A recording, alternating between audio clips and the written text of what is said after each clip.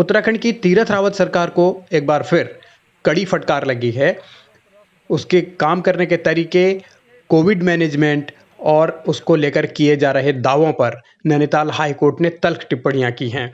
High court ने सीधा-सीधा ये कहा है कि सरकार राज्य की जनता और खुद को धोखे में रख रही है।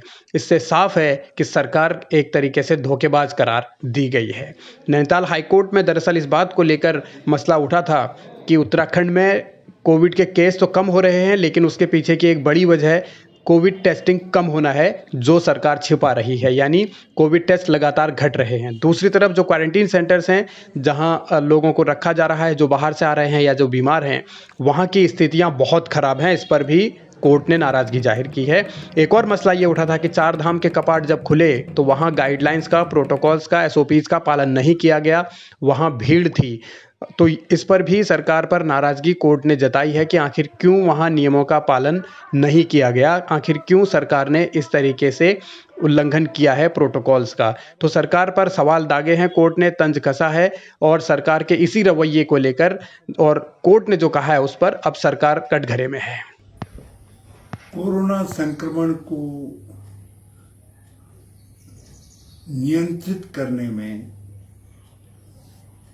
राज्य सरकार के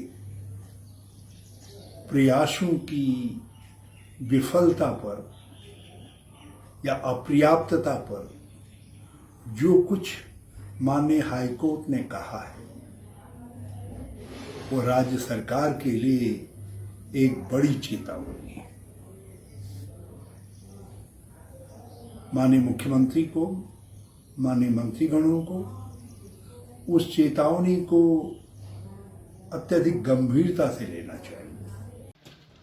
अपनी कमियों और नाकामियों की वजह से ही सरकार अब विपक्ष के भी निशाने पर है और विपक्ष बार बार यही सवाल सरकार से पूछ भी रहा है। ग्रामीण क्षेत्रों में संक्रमण की दर निरंतर बढ़ रही है।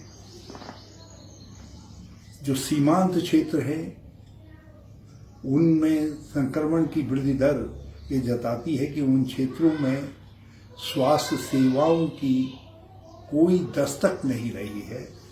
कोरोना के मरीजों तक, संक्रमित लोगों तक पहुंचने का जो प्रयास होना चाहिए था, प्रयास नहीं हुआ है।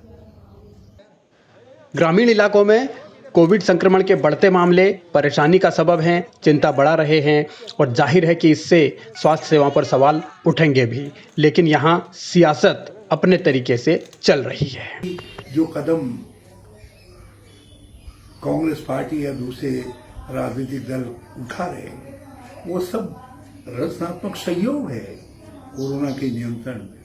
आप उसका स्वागत करें, उनको अपने साथ लें और कोरोना पर जब हम सामूहिक तरीके से काम करेंगे तभी विजय पाई जा सकती है। लेकिन लगता है सामूहिकता का मंत्र भाजपा को नहीं भाता है। आप तीरथ सिंह जी, आप थोड़ा सा लीड से इस समय हटने की कोशिश करिए। विपक्ष तीखे प्रहार कर रहा है, सरकार की नीतियों पर सवाल उठा रहा है, सरकार के दावों की पोल खोल रहा है और सत्ता पक्ष नसीहतें देने में लगा है। समाज सेवा में इनकी रुचि नहीं है, समाज के बीच में जाकर जनता के साथ खड़े होने में इनकी रुचि नहीं है। आप मुझे बताइए, कांग्रेस के कितने कार्यकर्ता लगे हुए हैं? शहरों के अंदर इनकी स्थिति है कि कांग्रेस के कार्यकर्ता घरों से बाहर नहीं निकल रहे। भारतीय जनता पार्टी का बूथ तक का कार्यकर्ता दिन रात मेहनत करके और जनता के बीच में खड़ा है। तो कांग्रेस को ऐसे समय पर राजनीति करने से बाज आना चाहिए। राजनीति के लिए बहुत समय मिलेगा।